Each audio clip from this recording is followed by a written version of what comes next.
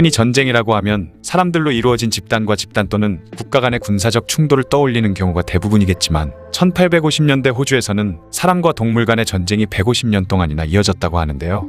그렇게 오랜 시간 동안 사람과 치열한 전쟁을 했다면 그 상대는 당연히 사자나 호랑이 같은 맹수일 거라 생각할 수 있겠지만 놀랍게도 오늘 이야기의 주인공은 바로 토끼입니다. 작고 연약한 토끼가 대체 어떻게 사람과 150년 동안 전쟁을 벌였다는 것인지 지금부터 한번 자세히 알아보죠. 호주는 다른 나라들과 많이 떨어져 있어 호주가 아니면 서식하지 않는 동물들이 많이 존재합니다. 캥거루나 코알라, 오리너구리, 원백 같은 동물들이 대표적이라고 할 수 있죠. 하지만 의외로 많은 나라에서 흔하게 볼 수 있는 토끼가 원래 호주에는 없던 동물이라고 하는데요. 그런데 1859년 영국 출신의 토마스 오스틴이라는 사람이 사냥을 할 목적으로 자신의 사촌에게 야생토끼 24마리를 보내달라고 요청하면서 처음으로 호주에도 토끼가 들어오게 됩니다. 그런데 토마스가 사냥을 즐기던 중 몇 마리의 토끼가 야생으로 도망을 가게 되는 일이 있었죠. 정작 토마스는 이 일을 대수롭지 않게 여겼지만 이것이 바로 150여 년 동안 이어진 회색 전쟁의 시발점이 되었습니다. 야생으로 도망친 토끼들은 엄청난 번식력으로 미친 듯이 그 수가 늘어났고 불과 60년 만에 억 단위로 불어난 토끼는 호주 전역을 뒤덮었죠. 끝도 없이 늘어난 토끼들은 들판에 있는 풀을 모두 뜯어먹어버린 것은 물론 땅 곳곳에 토끼굴을 파고 땅 밑에 있던 나무 뿌리까지 모두 파먹어버리면서 토양의 사막화를 부추겼고 먹을 것이 부족해지자 심지어 목장에까지 침입해 가축들의 식량을 먹어치우게 되었습니다. 당시 호주에는 토끼들의 개체수를 적절하게 조절할 만한 포식자의 존재가 없었기 때문에 끝도 없이 토끼들의 숫자가 늘어나게 되었다고 하네요. 그렇게 토끼들로 인해 호주의 생태계는 완전히 무너져버렸고 호주에서만 사는 여러 종의 동물이 멸종하는 일까지 발생했다고 합니다.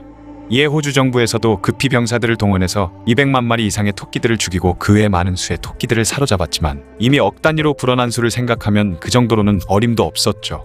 당시 토끼 토벌에 동원됐던 호주군 병사들의 증언을 들어보면 수만 마리의 토끼가 동시에 사방에서 돌격해오자 자신들은 소총으로 무장하고 있었음에도 겁을 먹고 후퇴할 수밖에 없었다고 합니다.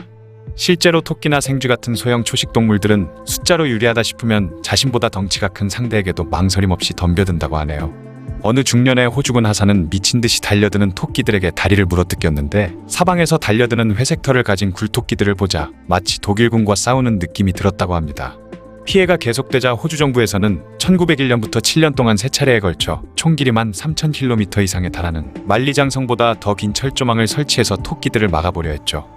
하지만 처음에는 효과가 있는 것처럼 보이던 이 토끼 울타리도 결국에는 실패로 끝났고 이후 총을 이용해 토끼들을 사냥하거나 토끼의 천적인 여우를 풀어보기도 했는데 황당한 것은 이때 토끼를 잡기 위해 풀어놓았던 여우들이 잡으라는 토끼는 안 잡고 그보다 사냥이 훨씬 쉬운 호주의 토착동물들을 무더기로 사냥해버리면서 기존에 있던 호주 동물들의 수는 줄어들고 오히려 여우와 토끼들의 개체수가 늘어났다는 것입니다.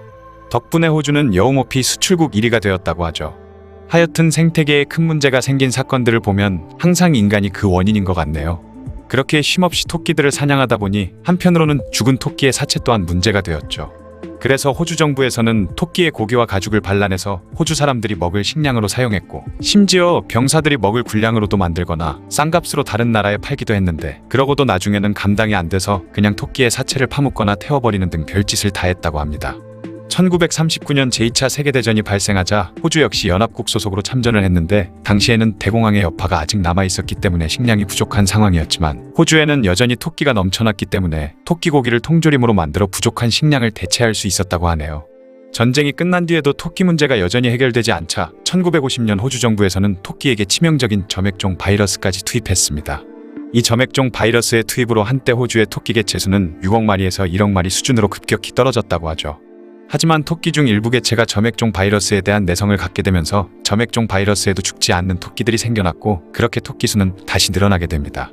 1995년에도 또 다른 바이러스인 토끼 출혈병을 이용해 토끼 개체수를 줄이려는 시도를 했지만 이번에도 토끼 출혈병의 내성을 가진 변종이 생겨나면서 현재까지도 호주의 토끼 수는 수억 마리에 이르고 있다고 하죠.